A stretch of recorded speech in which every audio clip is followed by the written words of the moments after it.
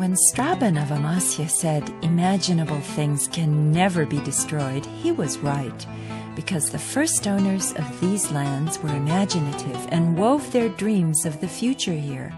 Their imaginations told them that these lands would be the homes of kings, sultans, and princes.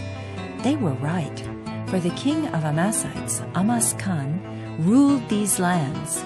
For innumerable years, the crowns of kings, sultans were passed down from one sovereign to another. Along the banks of the Yeşilırmak River lived many peoples of different races and religions. Princes were born and grew up here. Time passed. Years followed years, and thousands of years went by. Different people came and went, but there was one thing that never changed. It was the ancient city of Amasya. Amasya has always existed throughout history. The city has survived 18 different civilizations. It has always been important for people. Today, the people of Amasya live together with a history of 7,500 years. In every step they take, they touch something of an ancient civilization. They are accustomed to such surroundings. When praying in a 1,000-year-old mosque or playing the saz in an antique mental hospital used as a conservatory now, they do not think that they are breathing the air of hundreds of years. When they meet a first-comer to Amasya, they become aware of their heritage. They get excited. They begin to reconceive Amasya. They enjoy living the present and the past simultaneously. With structures of hundreds of centuries old, the modern and the ancient world live side by side in Amasya, home of kings, sultans, and princes. The city embodies the spirit and the texture of thousands of years. Findings from the Stone Age date the history of Amasya as far back as 7,500 years. But in order to become a city of kings, Amasya had to wait until the Bronze Age. The Harshena Castle, built on the summit of the Harshena mountain by Amas Khan, who was from the Amasite branch of the Hittite civilization, still fascinates people. The castle, also known as the Amasya Castle, has always been used for the same purpose for hundreds of centuries, and it has traces from every single civilization that lived in it. Visitors to the castle feel that they are experiencing a mysterious adventure when they look at the city from the castle, because they know that as they climb down the castle, they will pass through many centuries with every step. Their next stop will be the King Rock tombs. Even today, the King Rock tombs, which may belong to the Pontus kings, do not tell us who their real owners were. These are the 18 caves carved skillfully in the hard rocks on the skirts of the Harshena mountain. The history of only one of them is known as to why it was built and who it was built for. As the facade of the cave reflects the sunshine, people call it the Mirror Grotto. The frescoes on its walls tell us that the cave was used as a chapel during the Byzantine period. At different times in history, these caves were used as temples, shelters, and prisons by various civilizations that lived in Amasya. The caves can easily be seen during the day, and they are illuminated during the night, which creates a fascinating spectacle with its mysterious atmosphere. It is definitely certain that the kings of Amasya looked down from the Harshena castle and whispered their dreams to the wind.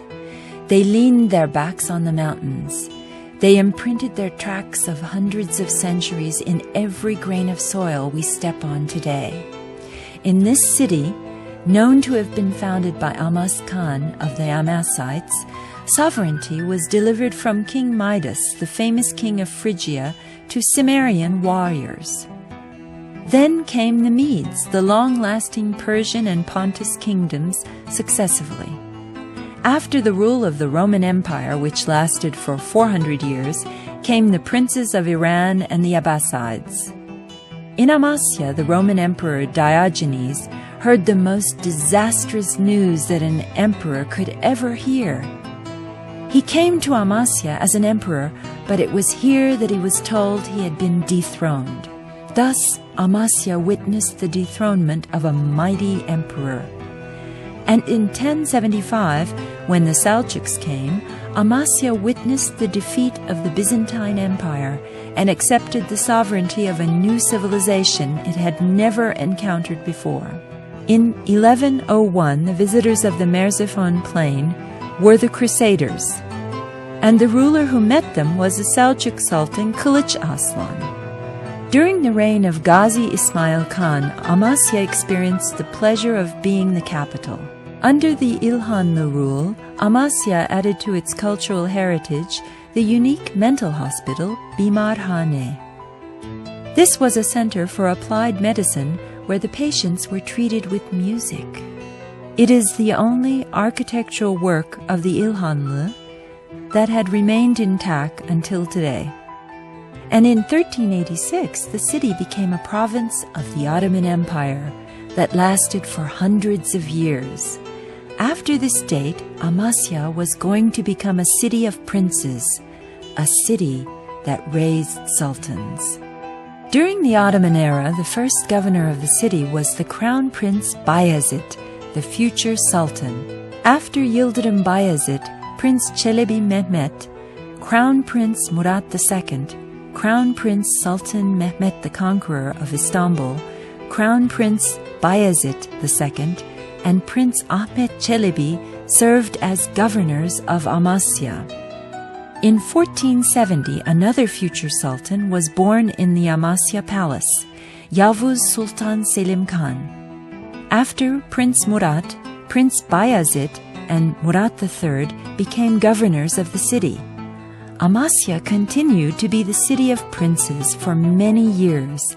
Every prince who became the governor made use of the wisdom of his predecessors and made his own contributions. And all through these years, as the governors became more and more experienced, Amasya also developed and became a center of science, a cradle of art, and a living history. Sometimes it was called the City of Saints, and sometimes it was called the Oxford of Anatolia. Amasya raised statesmen as well. It was always at the focal point during important times for significant personalities and in historic events. Amasya also played a vital role in the foundation of the Turkish Republic. It was the first step on the way to independence for Mustafa Kemal and his friends. The Amasya Circular, signed on June 22nd, declared the following decision to all of the world. The independence of the nation will be gained by the resolution and the determination of the people. The ancient city of Amasya was witnessing the making of history once more. All the people of Amasya embraced this transformation. They all stood forth as the protectors of a new state. Amasya, the city of princes, the residence of kings and sultans, the city which embodies thousands of years of history from the banks of the Yeşilırmak to the summit of the Harshena mountain, the city of innumerable rulers and gods. Now it keeps a small statue of Teshup, the god of storms, in its museum. The statue of a god with thick eyebrows and proud features, wearing a short skirt and a pointed cap. This statue, which was found in Doğan Tepe in 1962, symbolized storms for the Hittites and is an evidence that the city was a religious center. Although it has no legs and no arms for the time being, one day it will certainly have its missing parts back when somebody in Amasya starts another excavation. One of the most interesting pieces exhibited in the Museum of Amasya are the mummies of Jumudar, the vizier of Anatolia, who was the grandson of the Mughal emperor Hülagü, and the Abushkai Ishboğanüyen, the emir of Amasya, and their relatives. The mummies were made in 1250 and were kept in the Jumudar mausoleum.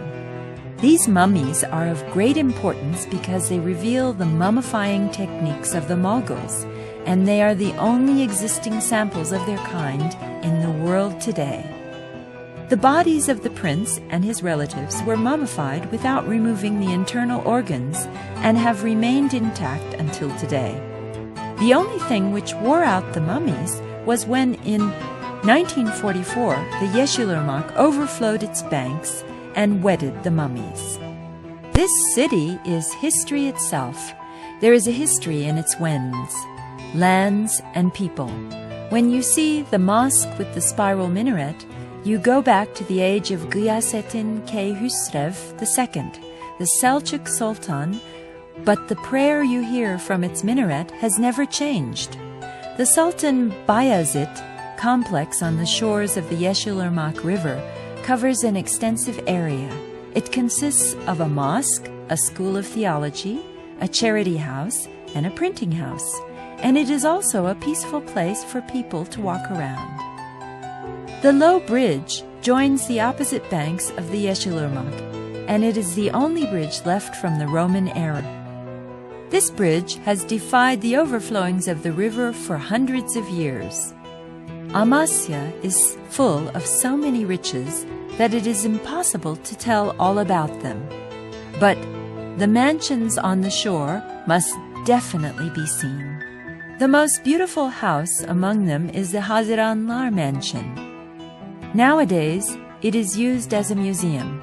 These unique mansions along the Yeşilırmak shores are excellent examples of the 19th and 20th century Ottoman architecture.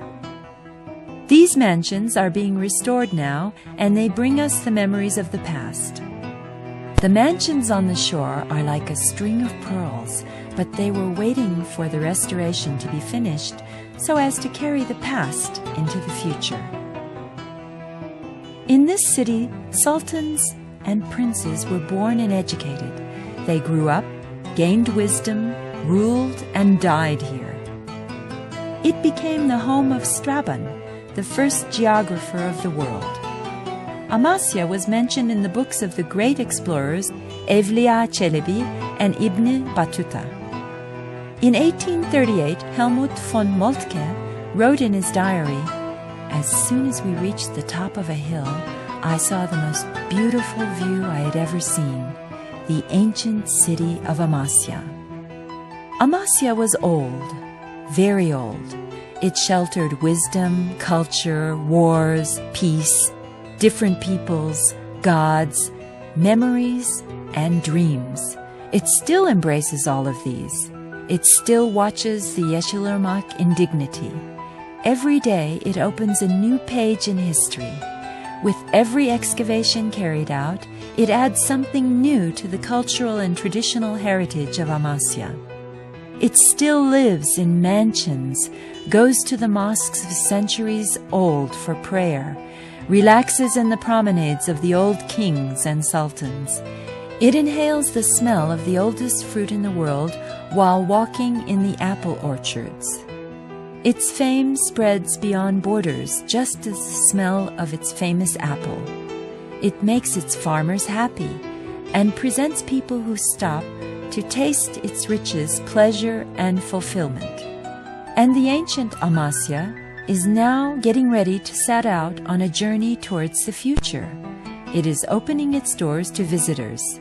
It is calling to people to come and visit history.